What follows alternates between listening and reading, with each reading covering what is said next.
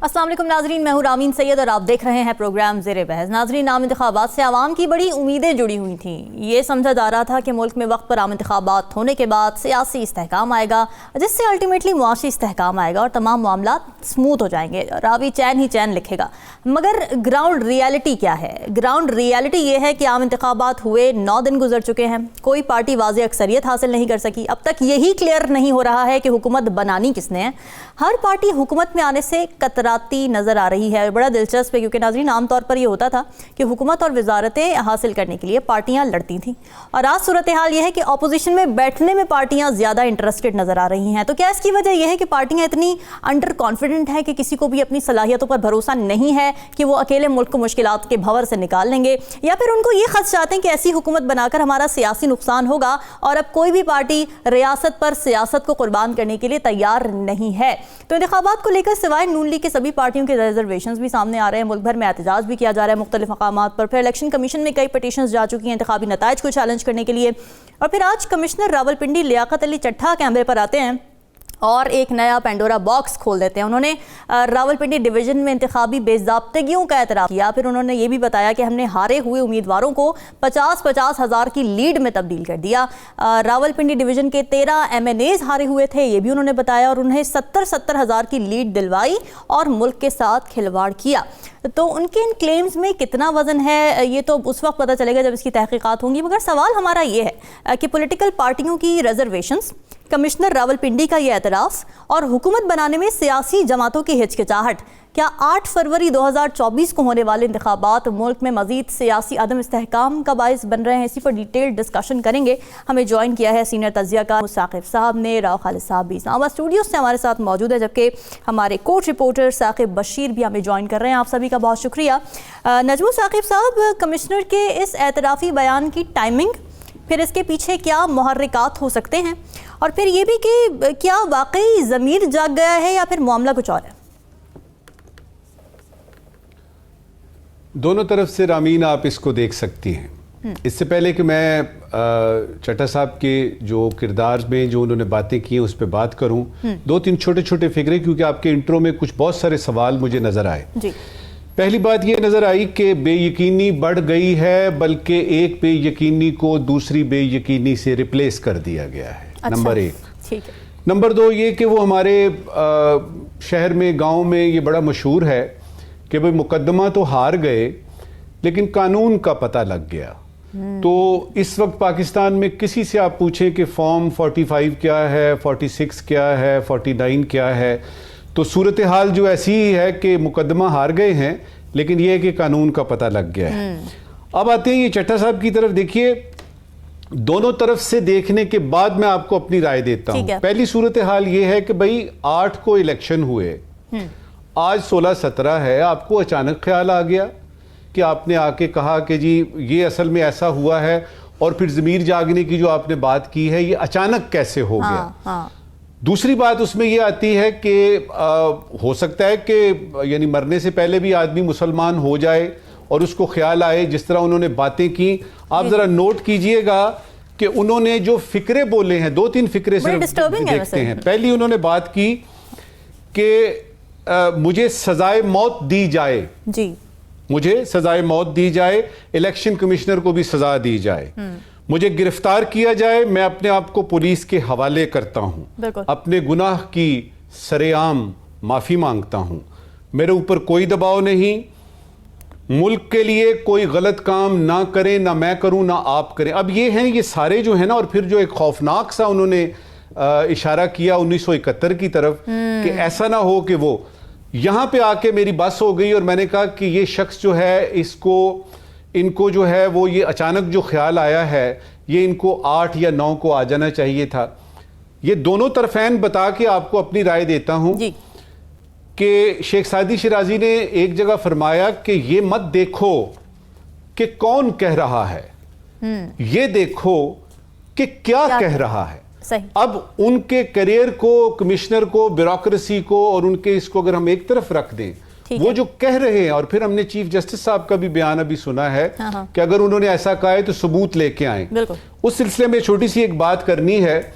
अगर मैं पिछली तारीख देखूं, ख़ासतौर पे सुप्रीम कोर्ट के वो जो सारे हिसाब किताब हैं उसमें अल अज़ीज़िया हो, चाहे फ्लैगशिप हो, चाहे आपका एवन फील्ड हो, बहुत सारे और सबूत क्यों मांगे जाते हैं। एक आदमी कह रहा है अभी कुर्सी पे बैठा हुआ है, कमिश्नर है, बड़ी अहम उसकी जो है वो पोस्ट है, और एक दिन भी अगर उसकी सर्विस में रहता है तो वो चाहेगा कि वो बाइज्जत तौर पे जो है वो।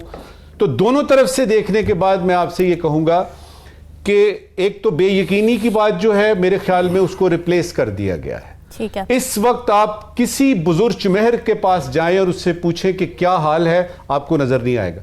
दूसरा ये है कि ये जो कमिश्नर साहब ने बात की है, इस पे अचानक हमें जो हुकूमत की तरफ से, निगरान हुकूमत की तरफ से, खास तौर पे जो पंजाब के हमारे निगरान चीफ मिनिस्टर हैं उनकी तरफ से जो आया है, इंक्वायरी होगी, देखते हैं दा गज दा मैदान दे।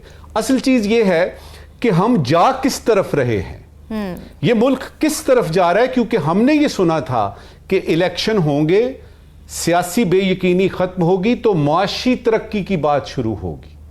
अब वो मुझे लग रहा है कि सियासी बेयकीनी जो है उसमें कोई कड़मास ऐसा मच गया है कि आप उसमें किसी तरफ से भी देख लें, जो नुकसानात हो रहे हैं सियासी पार्टियों को वो कोई देख नहीं रहा। उसमें से एक बताता हूं आपको। जी जी।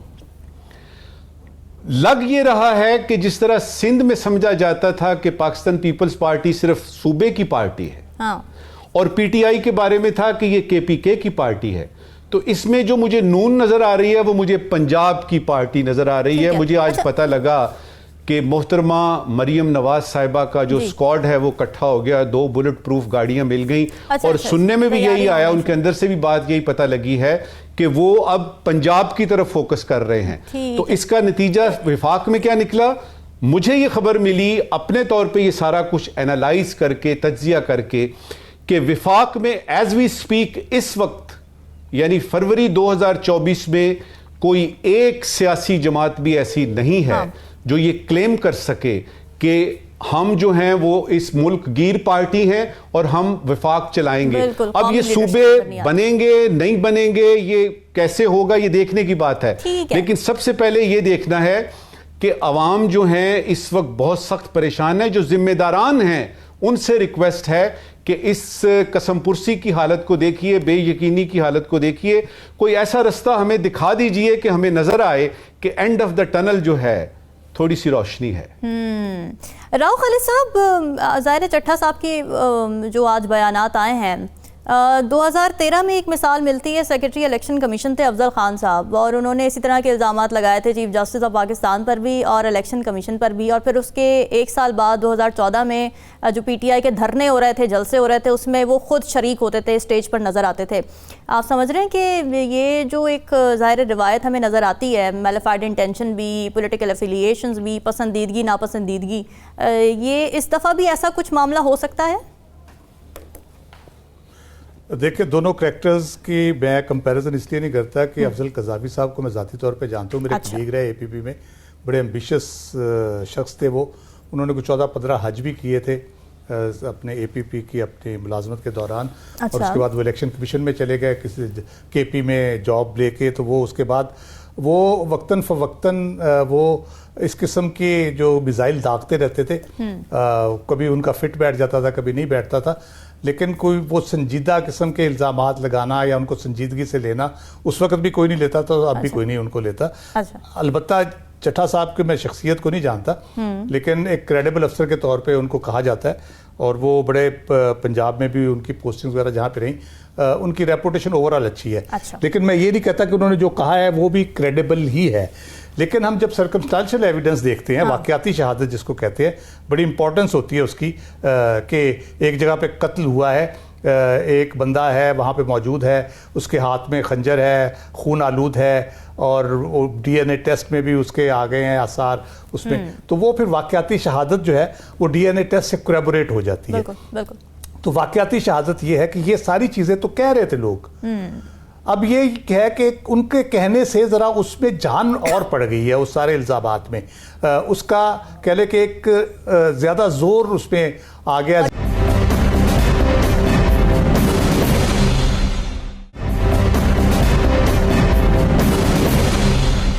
मुश्किलात पैदा हो जाएंगी इसके बाद। अब नून लीग के लिए उस हल्के से ज़्यादातर जीते ही नून लीग के।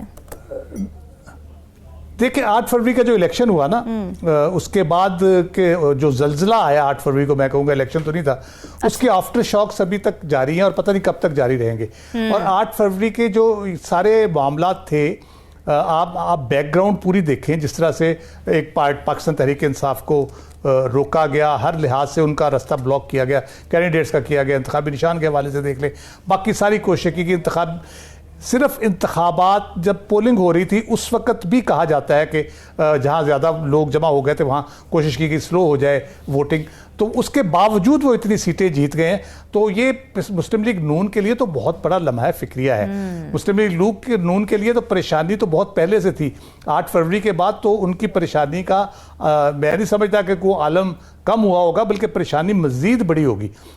अच्छा, और वो इंडिकेशन आपको नजर आ रही है। 2013 में भी जब रिजर्वेशंस थी तो नवाज शरीफ साहब ने एक जुडिशल कमीशन बनवा दी थी, इस बारे में उन्होंने खुद भी पहल की थी। फिर 2018 में वो ये कहते थे कि हमें नहीं मौका मिला, हमें जुडिशल कमीशन नहीं बना के दी गई जब उनके रिजर्वेशंस थे धांधली को लेके। तो अब क्या कोई बड़ापन नहीं दिखाना चाहिए नून लीग को भी, आगे आके वो कहें कि जी आप करवाएं, तहकीकात करवाएं, शफाफ साफ तहकीकात हो जाएं? अच्छा, मियाँ साहब ने जुडिशल कमीशन नहीं बनवाई थी, अगर आपको याद हो 2014 में धरना हुआ था बड़ा तवील, और उसके बाद वो APS वाला सानिया हुआ जिसकी वजह से वो धरना इमरान खान साहब ने ख़त्म कर दिया। उसके बाद फिर सुप्रीम कोर्ट में केस किया था, वहाँ बनी थी 4 हल्के खोलने का, सुप्रीम कोर्ट ने ऑर्डर किया था और उसकी तहकीकात हुई थी। उस वक्त जुडिशल कमीशन वो बना था, सुप्रीम कोर्ट ने जब उस पर इंटरवीन किया था, तो वो ठीक है। लेकिन उसके बाद 2018 में आप देखते हैं जब इल्ज़ाम लगा तो इमरान खान साहब ने फ्लोर ऑफ द हाउस पे कहा था कि जी बताएं, हम खोलने को तैयार है, जो आप कहते हैं हमें बता दें, हम वी आर रेडी। लेकिन उन्होंने कुछ उसमें मेरा ख्याल है दिलचस्पी नहीं दिखाई नून ने उस वक्त कोई बहुत ज़्यादा। अच्छा। अभी भी मैं कहता हूँ कि अगर उनको कोई इंटरेस्ट है, नून लीग को तो नहीं है ज़ाहिर है इंटरेस्ट इसमें, जो रिजल्ट्स आए हैं वो तो एक्सपेक्ट ही नहीं कर रहे थे और उनको पता था कि क्या होने जा रहा है, और जिस किस्म का रिजल्ट आया है, सारे surveys, internal surveys, external surveys, सारी जो असेसमेंट थी वो यही थी जो दावा कर रही है PTI। तो उसमें कमी बेशी हो सकती है, लेकिन वो गलत उस तरह से नहीं था। और इसकी एक बड़ी इंपॉर्टेंट पहलू जो है, मैं आपको बताऊं, इसकी जो तहकीकात है ना, उस पर जोर दिया जा रहा है। वो इसलिए बहुत इंपॉर्टेंट है कि अगर आज गवर्नमेंट बन जाती है, कोई भी कोalition गवर्नमेंट बन जाती है, व्हाटएवर, PTI बाहर है या कोई और जमात बाहर है, से पीपल्स पार्टी बाहर है, नून की हुकूमत बन गई या बाकियों ने बना ली, नून बाहर है, कल को जब तहकीकात होती है पता चलता है मैंडेट तो किसी और पार्टी का था, हुकूमत 5 साल को और कर गया, तो फिर ये कितना बड़ा सानिया होगा इस मुल्क के लिए कि मैंडेट किसी और को मिला है और हुकूमत को और कर रहा है। तो ये मेरा ख्याल है बहुत सीरियसली देखने की जरूरत है, और मैंडेट को रिस्पेक्ट करने से ही वो हम अचीव कर सकते हैं जो हम इलेक्शन के बाद अचीव करना चाहते थे। बिल्कुल ठीक बात है। अच्छा साकिब, अभी खबरें ये चल रही थी कि चीफ जस्टिस के चैम्बर में एक बड़ी अहम मुशावरत हो रही है और शायद सो मोटो की तरफ मामला जाए ये कमिश्नर रावलपिंडी के इल्ज़ामात के बाद, तो वहाँ से क्या खबरें आ रही हैं सामने? एक तो जो मुशावरती अमल है वो तो जारी है, लेकिन उसके साथ जो है वो ख़बर ये है कि जो चीफ जस्टिस काजी फायज़ ईसा हैं, उन्होंने वहाँ सुप्रीम कोर्ट में जो मीडिया पर्सन्स थे उनके साथ मीडिया टॉक की है। अच्छा। कैमरे पे टॉक हुई है और ये बड़ी तफसीली जो है वो बात की गई है, और ख़ास तौर पर जो सवालात थे जो कमिश्नर रावलपिंडी के हवाले से जो इल्ज़ामात के सवालात थे वो चीफ जस्टिस के सामने रखे गए, तो उन्होंने उस पर बात की है और ये कहा है कि सिर्फ इल्ज़ामात लगाना काफ़ी नहीं है, इल्ज़ामात के शवाहिद देना जो है वो ज़रूरी होता है। और इसके अलावा उन्होंने ये भी कहा है कि जो इलेक्शंस थे वो नहीं हो रहे थे, लेकिन हमने कोशिश की और हमने यकीनी बनाया कि वो इलेक्शंस हों। इसके अलावा ये भी पूछा गया कि क्या तौहीन अदालत का कोई नोटिस जो है वो कमिश्नर रावलपिंडी को भेजा जाएगा, तो अच्छा। इस पर जो कहा गया कि जो चीफ जस्टिस काजी फायज़ ईसा हैं उन्होंने कहा कि नहीं, ऐसा जो है वो मैं इस पर बिलीव नहीं करता तौहीन अदालत के जो है वो इस किस्म के नोटिस पर। और साथ ही पीर को, क्योंकि एक बड़ा अहम केस लगा हुआ है सुप्रीम कोर्ट में कि जो इलेक्शन हुए हैं 8 फरवरी को उनको कलअदम करार दे दिया जाए, तो उसके मुतल्लिक सवाल हुआ है, तो उस पर भी उन्होंने ये कहा है कि जो ज़ेर इल्तवा केसेस हैं हम उन पर बात नहीं करते। तो ओवरऑल जो चीफ जस्टिस काजी फायज़ ईसा है उन्होंने यही जो पॉइंट है कि जो कमिश्नर हैं उन्होंने इल्ज़ामात तो लगा दिए हैं लेकिन शवाहिद जो है वो नहीं लाए, और शवाहिद अगर हैं तो उनको सामने जो है वो जो लाएगा उसको देखा जा सकता है, लेकिन शवाहिद के बगैर जो इल्ज़ाम है वो सिर्फ इल्ज़ाम ही जो है वो होता है। जो कमिश्नर रावलपिंडी हैं उनके हवाले से जो आज इल्ज़ामात लगाए गए उनके उस पर बात करने से पहले उनका थोड़ा सा बैकग्राउंड देना बहुत ज़रूरी है, क्योंकि जो निगरान पंजाब हुकूमत है या मुस्लिम लीग नून की जो क़यादत है वो कमिश्नर रावलपिंडी के हवाले से काफ़ी उनकी जो दिमागी हालत है उस पर सवालात उठा रहे हैं। तो जो कमिश्नर रावलपिंडी हैं लियाकत अली चट्ठा, ये 23 जनवरी 2023 को जो निगरान हुकूमत है अभी पंजाब में, इन्होंने हलफ उठाया था 2023 को, एक साल एक माह पहले। और 27 जनवरी 2023 को लियाकत अली चट्ठा जो है वो कमिश्नर रावलपिंडी बने थे और आज तक तैनात हैं। और इस दौरान बहुत ज़्यादा चीज़ें होती रहीं, एक्शंस भी होते रहे, लेकिन उन पर किसी किस्म का कोई उनकी ज़हनी हालत या उनकी एबिलिटीज़ पर या किसी हवाले से भी कोई सवाल नहीं उठाया गया। आज जो सवाल उठा है वो तब उठा है जब उन्होंने बोला है। मेरा यह ख्याल है कि उन्होंने जो इल्ज़ामात लगाए हैं वो बहुत ही गैर मामूली नौयत के हैं। जब ऐसा नहीं है कि सिर्फ उन्होंने इल्ज़ामात लगा दिए और ग्राउंड में कोई जो है वो बंदा बोल नहीं रहा या कोई उम्मीदवार बोल नहीं रहा। रावलपिंडी डिवीज़न में अगर बात की जाए तो रावलपिंडी, अटक, जेलम या चकवाल इन और मरी जो है, इन तमाम हलकों में जो कल यहाँ इस्लामाबाद में भी एक प्रेस कॉन्फ्रेंस थी बहुत बड़ी, तो फॉर्म 45 बहुत सारे लोगों से मैं खुद मिला, वो उनका ये मौक़िफ़ है और ये बड़ा एक वैलिड मौक़िफ़ इस लिहाज से लगता है कि ऐसा नहीं है कि अगर मुस्लिम लीग नून का कोई उम्मीदवार जीता है तो पीटीआई का उम्मीदवार आज़ाद जो है वो ये कह रहा है कि मेरी ये विक्ट्री बनती थी और मुस्लिम लीग नून के उम्मीदवार को दे दी गई है। इसी के साथ जो तीसरे, चौथे और पांचवें नंबर पे जो उम्मीदवार थे वो जमात इस्लामी के थे, टीएलपी के थे या दीगर जमातों के, वो भी पीटीआई के आजाद उम्मीदवार को उसके मौक़िफ़ को सपोर्ट कर रहे हैं। अच्छा साकिब, लेकिन एक और जो उनके भी खिलाफ थे। इलेक्शन कमीशन का जो आया मौक़िफ़, पहले तो आउटराइटली उन्होंने इन तमाम इल्ज़ामात को मुस्तरद कर दिया, फिर उसके बाद वो ये भी कह रहे हैं कि जी ये जो कमिश्नर रावलपिंडी हैं इनका तो काम ही कोई नहीं था, डायरेक्टली लिंक्ड ही नहीं थे, ये तो डिप्टी कमिश्नर का काम होता है आरओज़ को हैंडल करना और ये तमाम चीज़ें। तो ये टेक्निकली भी ज़रा हमें बताएं कि कमिश्नर का किसी भी डिवीज़न के क्या डायरेक्ट लिंक होता है किसी भी इंतखाबी हल्के में जो पोलिंग स्टेशन है उसके अंदर? बिल्कुल लिंक होता है। जो इलेक्शन कमीशन ने जो इस पे फौरी रद्द अमल दिया, मेरा ख्याल है कबल अज वक्त रद्द अमल है। कुछ ब्यूरोक्रेट्स से जो सीनियर हैं उनसे मेरी बात हुई कि कमिश्नर का रोल क्या होता है। वो ये कहते हैं कि कमिश्नर जो है पूरे डिवीजन का हेड होता है। ये कहना सिर्फ कि डीआरओ, डिस्ट्रिक्ट रिटर्निंग अफसर या आरओ या जो प्रिजाइडिंग अफसरान हैं उनमें वो शामिल नहीं होते, ऐसा बिल्कुल भी नहीं है, क्योंकि जितनी भी हायरार्की है पूरे डिवीजन की वो उसके अंडर होते हैं। अब अगर बात की जाए डीआरओ की, तो डीआरओ जो पिंडी का है उसकी पिंडी तक एक्सेस है, जेलम वाले की जेलम तक है, अटक वाले की अटक तक है, लेकिन जो कमिश्नर है वो पूरे डिवीजन को देख रहा है।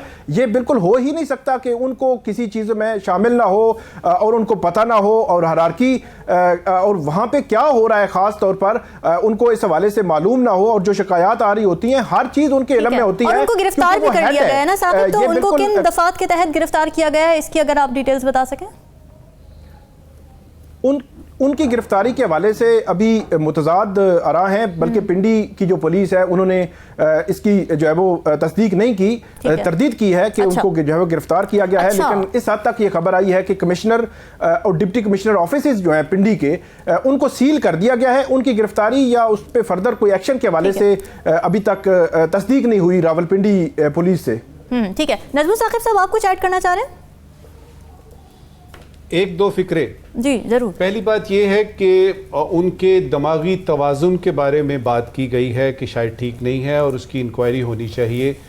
ये बड़ा ज़रूरी है देखना कि क्या ये वक्त है उनके दिमागी तवाज़ुन देखने का या वो जो कह रहे हैं उसकी तहकीकात करने का और किसी मंतकी नतीजे पे पहुंचने का। बिल्कुल। आखिरी बात इस वक्त की कि ये मौलाना साहब की जो एक जलजला आया और एक सनसनीखेज उन्होंने बातें की, उसके बाद ये सनसनीखेज मामला है। दुआ करते हैं, हम तो दुआ ही कर सकते हैं कि ये मामला अब यहीं रुक जाए, लेकिन जो नज़र आ रहा है रामीन वो ये है कि एक खिचड़ी है जो ऊपर बनती हुई हमें नज़र आ रही है, कहीं अंदर भी कोई खिचड़ी पक रही है। अच्छा चलें जी, खिचड़ियाँ जो पक रही हैं उस पर ज़रा डिस्कशन करेंगे, क्योंकि बज़ाहिर यही नज़र आ रहा है कोई भी पार्टी हुकूमत में आने को तैयार नहीं है। हिचकिचाहट और रिलक्टेंस मुसलसल देखी जा रही है। इसकी क्या वजह है, इस पर बात करेंगे इस ब्रेक के बाद।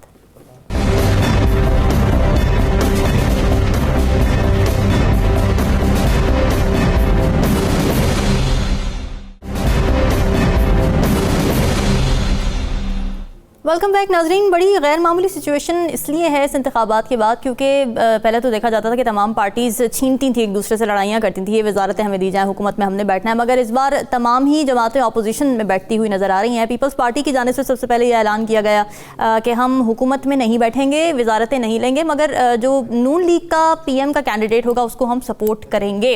उसके बाद PTI 2 दिन पहले तक हुकूमत में बैठने के लिए बड़ी पुरजोश नज़र आ रही थी, सरगर्म थी और जोड़ तोड़ जारी थी। बट कल ये ऐलान उनकी जानिब से भी कर दिया गया कि जी हम अपोजिशन में बैठेंगे। इसके अलावा मौलाना फजलुर रहमान साहब ने भी अपोजिशन में बैठने और सड़कों पर आने का ऐलान किया। नून लीग जो कि ये दावा कर रही थी कि हमारे पास अक्सरियत मौजूद है और हम हुकूमत बनाने की पोजीशन में हैं, कल रात को उनका भी एक इजलास हुआ और उसमें यही खबरें सामने आई हैं कि मियाँ नवाज शरीफ साहब को उनके जो कारकुनान है, जो अहम रहनुमा है पार्टी के, उनकी जानिब से मशवरा दिया गया है, तजवीज़ दी गई है कि इस सिचुएशन में आप अकेले तनहा हुकूमत ना बनाएं, इससे नुकसान हो सकता है। तो किस किस्म का नुकसान हो सकता है, क्या फोर्सी कर रहे हैं राव खालिद साहब, क्या लगता है आपको, क्या वजूहात हैं, नून लीग क्यों अब हुकूमत बनाने में हिचकिचाहट का शिकार है? मैं एक जुमला ज़रा पहले टॉपिक पे कह दूं। एक तो वो कमिश्नर साहब, अगर जो डिवीज़न का कमिश्नर होता है उसको बेखबर समझना ये बड़ी गलती है। उनके हक़ाइक़ गलत हो सकते हैं, वो बेखबर कतई नहीं होते। हुकूमत साजी की बात है जहाँ तक, तो उसमें देखें, हम देखते हैं कि हमारे यहाँ 8 को कुछ होता है और 9 को कुछ और ही हो जाता है। तो उसके बाद मियाँ साहब आगे तकरीर भी कर देते हैं और ख़ुद को सबसे बड़ी पार्टी भी डिक्लेयर कर देते हैं और हुकूमत साजी का दावा भी कर देते हैं। तो अब क्या ऐसी सूरत हाल हुई कि वो सारी तैयारियाँ करके, राब्ते करके, शहबाज शरीफ साहब ने खूब अपना दौड़े लगाई इस्लामाबाद की और अपने सारे जो पुराने इत्तेहादी से उन्होंने मुलाकातें भी की, और अब अचानक क्या हो गया कि वो आए बाएँ शाएँ करने शुरू हो गए हुकूमत के हवाले से। तो यकीनन उसके पीछे कोई ऐसी चीज़ है जो उनको ये रोक रही है कि वो हुकूमत में ना आए। ठीक है। और उसकी जो बुनियादी वजह नज़र आती है वो आप ख्वाजा साद रफ़ीक का बयान आज बड़ा वायरल हुआ है। उन्होंने कहा जो सूरत हाल मुल्क में पैदा की गई है, 2020 का बयान है मेरा ख्याल है, पार्लियामेंट के अंदर था उनका, कि जो सूरत हाल पैदा की गई है उसमें आप लोगों को कहेंगे वजीर बन जाए, वजीर आजम बन जाए, और किसी ने बनना नहीं है। बिल्कुल, ये तो वो जो सूरत हाल है, वो जो इन्वायरमेंट है उसकी वो बुनियादी वजह बन रही है, और राइटली सो। खालिद साहब, कौन जिम्मेदार है इस एनवायरनमेंट का? हम सब जिम्मेदार हैं, हम सब जिम्मेदार हैं। हमने लोग हमें हम दावा करके आते हैं कि हम सियासत नहीं रियासत बचाने आए हैं। हाँ। तो हम रियासत के साइड पे करके तो सियासत के साथ साथ अपना सब कुछ बचाना शुरू कर देते हैं, अपने केसेस से निजात हासिल करना शुरू कर देते हैं, अपनी तिजोरियाँ भरनी शुरू कर देते हैं, अपने सियासी मफादात के लिए हम किसी भी हद तक जाने को तैयार हो जाते हैं, भले मुल्क दाव पे लग जाए। ये अनफॉर्चुनेट अप्रोच है हमारे लोगों की। उस वजह से ये है कि हर बंदा अपनी नौकरी के चक्कर में है कि मेरी वजारत अज़मा पक्की हो जाए, मेरी वजारत पक्की हो जाए, मेरी सीट पक्की हो जाए, बाकी जाए सब कुछ भाड़ में। तो ये जो एक अप्रोच है ना, ये बुनियादी तौर पे वजह बनी है। लेकिन देखिए ना, पीपल्स पार्टी ने तो ये अप्रोच नहीं ली। उन्होंने तो कहा कि जी हम तो मुल्क के वसी तर मफाद में कोई भी वजारतें नहीं लेंगे और हम जो है वो नहीं दस्तबरदार हो रहे हैं PM शिप के कैंडिडेट के तौर पे, जो बिलावल भुट्टो साहब खड़े हुए थे। तो आपको लगता है ये जेस्चर वाकई ये था कि हम पावर पॉलिटिक्स नहीं कर रहे, या फिर उनको लगा कि सियासी फ़ायदा है ही इस चीज़ में? देखिए, पॉलिटिकली अगर हम देखें, पीपल्स पार्टी की जो सियासी सूझबूझ है उसके अंदर जो लोग मौजूद हैं, आसिफ जरदारी साहब के अलावा, आसिफ जरदारी साहब और तरह से अप्रोच करते हैं चीज़ों को। बाकी सियासी सूझबूझ के हवाले से उस पर बड़े सियाने लोग बैठे हैं। अच्छा। जिन्होंने पाकिस्तान की सियासत को 70 साल देखा हुआ है।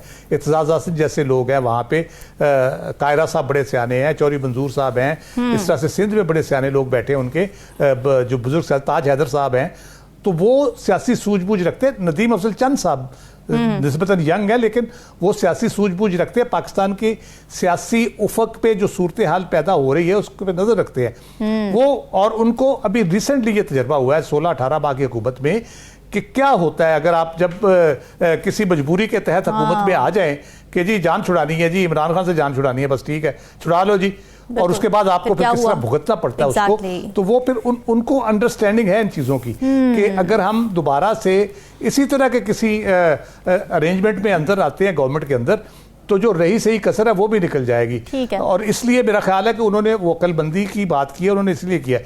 लेकिन मेरा ख्याल है शहबाज शरीफ साहब बहुत बेचैन है। इनके अंदर जो सियाने लोग हैं, साद रफीक जैसे, वो शायद उनको रोक रहे हैं, लेकिन उनकी सुनी नहीं जाएगी। मेरा ख्याल है कुछ चीज़ें हैं जो वो तय करना चाहते हैं, रियासत के साथ तय करना चाहते हैं, रियासत से लेना चाहते हैं। उन चीज़ों पे अगर कोई कंप्रोमाइज़ हो जाता है, कोई तय पा जाती हैं चीज़ें, तो मेरा ख्याल है वो होगा। और जो प्रपोजल एक आ रही है उसका मुझे ज़्यादा वायबिलिटी लगती है कि दोनों जमातें हुकूमत में होंगी, नून और पीपल्स पार्टी, 2.5 साल एक करेगी, 2.5 साल दूसरी, और वजारतें लेंगे। अच्छा। ताकि जिम्मेदारी आए, ये ना हो कि बगैर जिम्मेदारी के। अच्छा नजमुल साहब, पहले भी पीपल्स पार्टी बड़े आराम से निकल गई थी साइड से, ये कह के कि जी हम तो पीडीएम का हिस्सा ही नहीं थे, और जो भी महंगाई लीक हुई और जो भी मसाइल पैदा हुए पीडीएम के दौरान वो तो सारे नून लीग के थे। अभी भी यही कोशिश कर रही है पीपल्स पार्टी? सवाल ये है कि पीडीएम के प्रेसिडेंट कौन थे? मौलाना फजलुर रहमान साहब। मौलाना फजलुर रहमान साहब, ठीक है।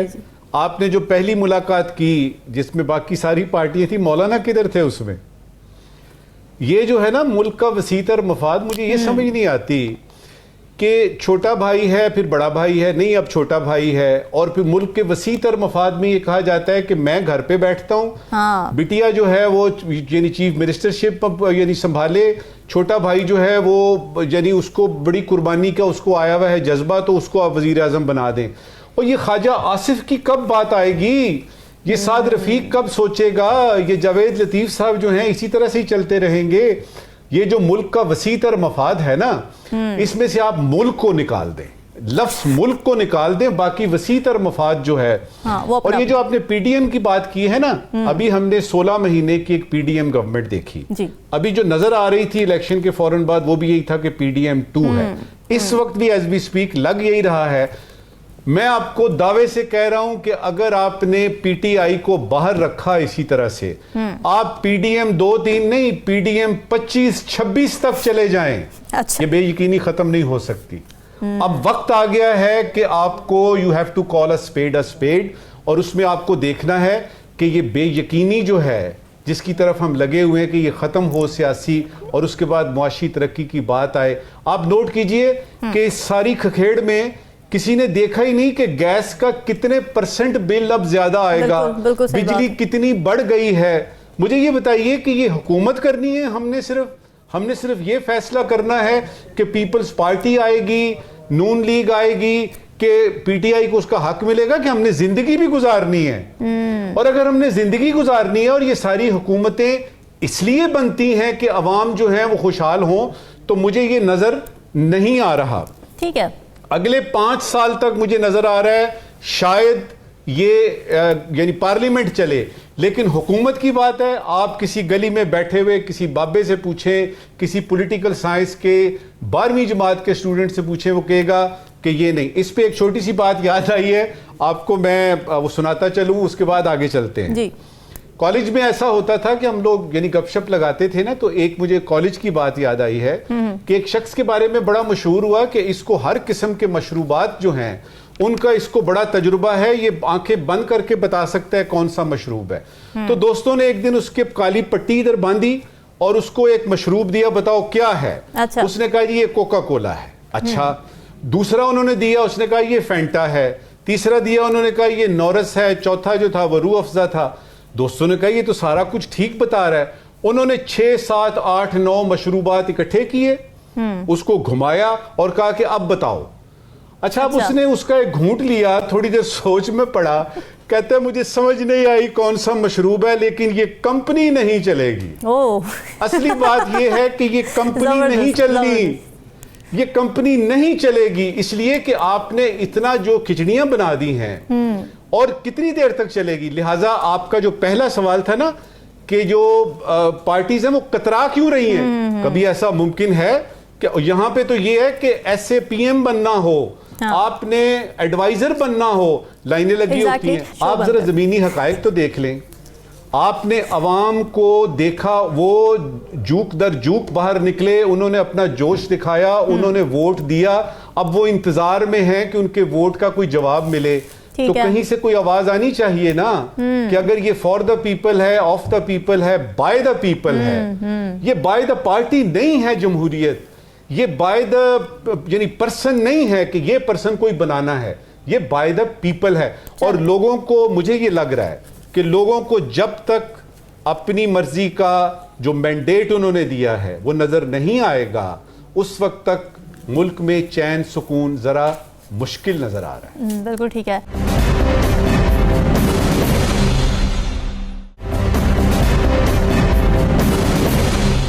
वेलकम बैक नाज़रीन। पाकिस्तान के सियासी मैदान से तो कोई बहुत ज़्यादा खुशगवार खबरें नहीं आ रही हैं, मगर खेल के मैदान आज सजने जा रहे हैं। PSL 9 का आज से आगाज़ होने जा रहा है। लाहौर कलंदर और इस्लामाबाद यूनाइटेड के दरमियान आज पहला मैच होगा। तो बात यह है कि मैं लाहौर स्टूडियो में हूँ और इस शो के तमाम पैनलिस्ट इस्लामाबाद से हैं। तो मैच से पहले एक मुकाबला हम अपने शो में भी रख लेते हैं। हमने ये सोचा, नजमुल साकिब साहब, एक तो ये कि आप इस्लामाबाद में बैठे हैं, तो क्या आप इस्लामाबाद को ही सपोर्ट कर रहे हैं? और दूसरी बात ये कि ये कितनी अहम बाइंडिंग फोर्स है क्रिकेट पाकिस्तानियों के लिए? देखिए रामीन, पहले, इससे पहले कि PSL में तो मेरी टीम होती थी। ये जो हमारे इलेक्शन हुए हैं ना, इसके बाद मुझे कुछ समझ आई है। मेरी टीम वो है रामीन जो कि ये कप जीतेगी।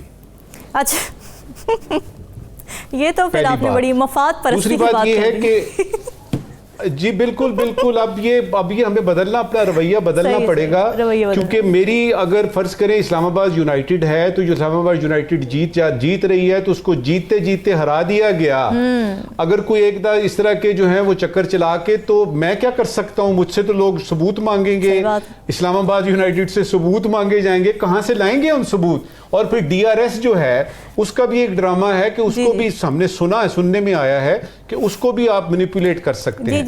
देखिए, ये PSL जो है ना, ये आपने जो खुशगवार का लफ्ज इस्तेमाल किया है जी, मुझे जनरल ज़ियाउल हक साहब याद आए। उन्होंने, जब उनको पता लगता था ना कि मुल्क में अवाम में कोई इंतशार फैल रहा है, कोई बेचैनी फैल रही है, कोई मसला पेश आ रहा है, तो वो क्रिकेट डिप्लोमेसी शुरू कर देते थे। मतलब यहाँ से उठ के न्यू दिल्ली चले जाएंगे, मैच में बैठे हुए सारी कौम हमारी देख रही है जी, जनरल साहब मैच देख रहे हैं। तो मेरी गुजारिश होगी निगरान हुकूमत से कि वो इस चीज़ पे ज़रूर सोचें कि चूंकि इलेक्शन कराना फेयर एंड फेयर बुनियादी तौर पे उनकी जिम्मेदारी थी, और अब ये जो यानी कड़मासा मचा हुआ है, खिचड़ी सी बनी हुई है, इससे निकलने के लिए क्या ऐसा मुमकिन है कि इंडिया की टीम को हाथ जोड़ के यहाँ बुला लिया जाए, या अपनी टीम को वहाँ पे मदऊ किया जाए और वहाँ पे एक क्रिकेट मैच हो? ये जो PSL है ना, मेरे नज़दीक ये है कि अगर ये शुरू हो गया तो इसमें थोड़ा सा ध्यान बटेगा, लेकिन वो वाला ध्यान जो इस वक्त टिका हुआ है इलेक्शन के रिजल्ट्स की तरफ, वो ज़रा मुश्किल है। उसके लिए ज़रा कोई बड़ी सी, को अच्छी सी दवाई देनी पड़ेगी।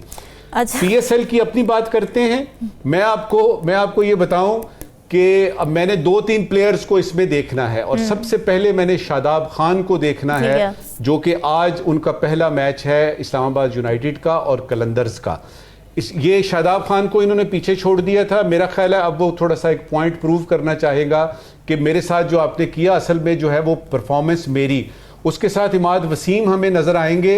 वो यानी आज तो वो शायद नहीं है, लेकिन यह है कि इमाद वसीम साहब जो हैं, उन्होंने भी बताना है कि आप हमें वर्ल्ड कप में छोड़ के चले गए थे। तीसरा यह है कि जो आज मैच हो रहा है इस्लामाबाद का और कलंदर्स का, ये दोनों टीमें 2-2 दफा फाइनल जीत चुकी हैं। तो ये हैट्रिक होनी है। ये जो शाहीन अफरीदी है, इसकी तो बाकायदा तौर पे हैट्रिक होगी। अब देखना ये है कि कौन जो है वो बनता है, यानी कलंदर बनता है कि सिकंदर बनता है। लेकिन मेरी ख्वाहिश ये है कि अवाम जो हैं वो ज़रा इस PSL की तरफ ज़्यादा तवज्जो दें, क्योंकि इस तरफ जो कुछ हो रहा है ना कज़ाफ़ी स्टेडियम से हट के, उसमें हम लोग अवाम जो है वो कुछ ज़्यादा कर नहीं सकते। तो दुआ ये है कि कम से कम ये जो 28,000 का मजमा जिसमें से मुझे लगता है कि कुछ 26-25 हज़ार तो सिर्फ कलंदर्स के होंगे, जो कि लाहौर कलंदर को आप भी उनमें शामिल होंगी। बिल्कुल जी, बिल्कुल। तो इस वक्त मुकाबला इस्लामाबाद का यानी हमारा आपके साथ है, और ये मैच तो हम आपको जीत के दिखाएंगे। अच्छा जी, चलें देख लेते हैं। राव खालिद साहब, देहान बटाने की बात की नजमुल साकिब साहब ने, तो मैं बड़ा सीधा सा सवाल आपसे करना चाहती हूँ, देहान बटाना अच्छा होता है या बुरा होता है? देखिए, ध्यान कैसे बटेगा? नजमुल साकिब साहब ने कहा कि अवाम इधर कुछ नहीं कर सकते। अवाम शायद अब कुछ नहीं कर सकते, लेकिन जो अवाम ने कर दिया है ना, वो कोई और नहीं कर सकता था। अच्छा, वो अवाम ही कर सकते थे, तो वो तो उन्होंने कर दिया। अब बाकी लोगों को ध्यान की करने की ज़रूरत है कि वो अपना ध्यान ना बटाएं, ज़रा ध्यान और तवज्जो रखें उसके ऊपर। दूसरा, PSL की जो बात है, अभी अभी इतना ज़्यादा ये शोर शराबा इलेक्शन का सारा वो हो गया। इलेक्शन से पहले होता तो बड़ी मज़ा आता, लेकिन ये इलेक्शन के बाद हुआ है तो मज़ा बिल्कुल नहीं आ रहा, बल्कि बदमज़गी बढ़ती जा रही है दिन ब दिन। अच्छा। तो वो उसकी वजह से थोड़ा सा ध्यान बटा हुआ है। दूसरा, जो रिसेंट चेंजेस हुई हमारी वर्ल्ड कप के बाद से, जिस तरह से हुई, वो बड़ा एक अनफॉर्चुनेट रहा। ज़का अशरफ साहब, फिर उसके बाद चेंजेस, फिर हफीज़ साहब आ गए, उन्होंने कुछ किया, फिर अब मोहसिन नकवी साहब बन गए हैं। मेरा ख्याल है वो कैदी नंबर की बात चलती थी, अब खिलाड़ी नंबर 56 के बारे में देखना है कि अवाम जब ग्राउंड में आएंगे तो खिलाड़ी नंबर 56 के बारे में वो क्या कहते हैं, मैं वो देखना चाहूँगा। और दूसरा, मैं नसीम शाह की वापसी देखना चाहता हूँ। अच्छा। हमारे पास बहुत आउटस्टैंडिंग फास्ट बॉलर है, जो इब्तदाई ओवर्स में विकेट लेने की सलाहियत रखता है, और बड़ा कमिटेड क्रिकेटर है, जो बैट के साथ भी उसने परफॉर्म किया। उसका भाई भी है, मैं उसका भाई भी अब तो आ गया, लेकिन मैं देखना चाहूँगा नसीम शाह की जब वापसी होती है तो वो क्या उसी ज़ोर शोर से वापस आता है, और दुआ भी है कि उसी तरह वापस आए। और यकीनन बाबर आजम पे सबकी नज़रें होंगी कि उनको कप्तानी से हटने के बाद लोग किस तरह से रिस्पॉन्स करते हैं। बिल्कुल जी। साकिब, आप बताएं, आप किस टीम को सपोर्ट करने हैं? आप मेरे साथ हैं या फिर आप अपने साथी एनालिस्ट के साथ हैं? नहीं, मैं तो इस्लामाबाद को ही सपोर्ट करूंगा। अच्छा, और इस्लामाबाद में जो है वो इस्लामाबाद की तरफ से दो मैच जो है वो चल रहे हैं। वैसे हमारे सियासतदानों को हमारी लॉयल्टी से कुछ सीखना चाहिए। मैं तो सोच रही हूँ कि ये बड़ा अच्छा एक मैसेज जा सकता है कि जितने इस्लामाबादी हूँ बड़े लॉयल हैं कि हम इस्लामाबाद यूनाइटेड के साथ ही, और मैं लाहौरी हूँ तो मैं लाहौर कलंदर्स के साथ हूँ। सियासतदानों के लिए सबक है इसमें। बिल्कुल, असल में इस्लामाबाद बड़ा छोटा सा शहर है, बड़ा खूबसूरत सा और बड़ा पुरसुकून सा शहर है। तो ये इस्लामाबादी जो हैं वो सारे फिर इस्लामाबाद को ही ज़्यादातर जो है वो सपोर्ट करते हैं। वैसे अगर बात की जाए तो अभी जो इलेक्शन हुआ उसकी चीज़ें तो बहुत ज़्यादा हैं कि वो देहान जो है वो इस खुशगवार माहौल की तरफ नहीं जा रहा, पब्लिक का भी नहीं जा रहा। लेकिन इलेक्शन के दौरान भी अगर आप देखें तो वहाँ बल्ला था, खिलाड़ी थे, और वहाँ पे अडियाला जेल में भी हमने एक आध दफ़ा ये देखा कि उन्होंने एक मिसाल दी कि आपने ऐसा केस बना दिया है कि उसको आपने ऐसा केस बनाया है कि सिक्सर आपने 6 लगाया है और बॉल जो है वो स्टेडियम से भी बाहर। तो मतलब ये है कि कहीं ना कहीं ये क्रिकेट, बॉल, बैट और ये खिलाड़ी का जो है वो तज़किरा पहले भी रहा है। बहरहाल PSL जो है मेरा ये ख्याल है कि एक बहुत बड़ा चेंज तो आना चाहिए। पिछले 1.5-2 साल से हम जो देख रहे हैं कि हमारे यहाँ एक अजीब सा माहौल बना हुआ है, पोलिटिकली सियासत गहमा गहमी बहुत ज़्यादा है। तो इस तरफ जो एंटरटेनमेंट का जरिया भी है PSL, और प्लस PSL जो है वो एक ब्रांड है। हमारे यहाँ PSL ने बहुत बड़े अच्छे खिलाड़ी जो है वो पैदा किए हैं, और यकीनी तौर पर अब जो PSL है इसमें भी कुछ नए जो है वो चेहरे नजर आएंगे। ये बताएं कि जो मैनेजमेंट में कुछ चेंजेस हुई हैं अभी रिसेंटली, स्पेशली अगर मैं मोहम्मद हफीज़ की बात करूं, उन्होंने ट्वीट भी की थी कि जी मेरा इतनी देर का कॉन्ट्रैक्ट था लेकिन मुझे हटा दिया गया जैसे ही ज़का अशरफ गए। फिर उन्होंने ये भी कहा कि मैं कारकर्दगी पे कुछ बात करना चाहता हूँ, कुछ ही दिन में शायद वो बात भी करें इस बारे में। तो ये क्या कॉन्फ्लिक्ट कोई आया मोहम्मद हफीज़ के साथ, हुआ क्या? नहीं, कॉन्फ्लिक्ट तो यकीनी तौर पर वो जो इससे पहले जो मैनेजमेंट थी उसके साथ वो आए। ये एक चीज़ होती है, जो भी मैनेजमेंट आती है, बेशक क्रिकेट बोर्ड हो या किसी जगह पे भी, तो वो एक मैनेजमेंट का रुझान मुझे मखसूस एक फिर लॉबिंग भी होती है विद इन PCB, बहुत बड़ी जो है वो लॉबिंग भी मौजूद है। तो वो बहुत ज़्यादा फैक्टर होते हैं। उन फैक्टर्स में जो भी चेयरमैन आता है, जो भी मैनेजमेंट आती है, फिर वो अपनी पूरी टीम लेके आती है। तो वो कहीं ना कहीं इशारे कनाए से उनको कन्वे भी कर दिया जाता है कि आप जो है वो मतलब साइड हो जाएं, या जो भी इस तरह की सूरत हाल में फिर वो अपनी टीम जो है वो लाते हैं हर सतह पे। ठीक है, नजमुल साकिब साहब आप कुछ कहना चाह रहे हैं, साथ ही ज़रा इस पे भी कमेंट कर दीजिएगा कि जो जैसे जैसे मैनेजमेंट चेंज होती है तो उसके साथ ही पूरे जो स्टाफ है वो तब्दील हो जाता है, ये कितना नुकसानदेह है किसी भी टीम के लिए, स्पेशली अगर ये पाकिस्तानी टीम की बात की जाए, कारकर्दगी पे फ़र्क पड़ता है इन चीज़ों से? देखिए, जो कोच या डायरेक्टर होता है ना, वो बहुत ज़रूरी है कि वो खिलाड़ियों की तरफ तवज्जो दे और खिलाड़ियों के जो प्लस पॉइंट्स हैं उनको आगे लेके आए, ना कि ये बताए कि तुमने यहां गलती की है। वो तो जब बैटिंग पे जा रहे होते थे बेचारे हमारे बैट्समैन, उनको बताते थे ये भाई आखिरी वक्त में या इम्तिहान का वक्त है, आखिरी वक्त पे कौन टिप्स देता है, आपने जो तैयारी करनी थी कर ली। तीसरा फैक्टर जो अभी आप और जो यानी साकिब जिसकी बात कर रहे हैं, देखिए सवाल आपका जो है ना उसके अंदर ही जवाब मौजूद है। जो खुददार लोग होते हैं, जो हुकूमत या जो सेटअप उनको लेके आता है, को पोजीशन देता है, वो खुद ही रिजाइन करते हैं। वो खुद ही रिजाइन करते हैं कि देखिए जी मुझे ये वाला सेटअप लेके आया था, इस हुकूमत ने मुझे ऐसे पीएम बनाया, इस हुकूमत ने मुझे यानी चेयरमैन बनाया, मैं रिजाइन करता हूं। हमारे यहाँ ये जब रवायत जो है अभी बहुत दूर है कि हम उस पर करें कि भाई कोई लॉयल्टी भी चीज़ होती है, कोई आफ्टर ऑल इंसानियत भी कोई चीज़ होती है, आपका कोई कैरेक्टर भी कोई चीज़ होता है। बिल्कुल ठीक है नाज़रीन, ये सवालात आपके लिए छोड़ के जा रहे हैं, फीडबैक ज़रूर दीजिएगा। हमें इजाज़त, अल्लाह हाफ़िज़।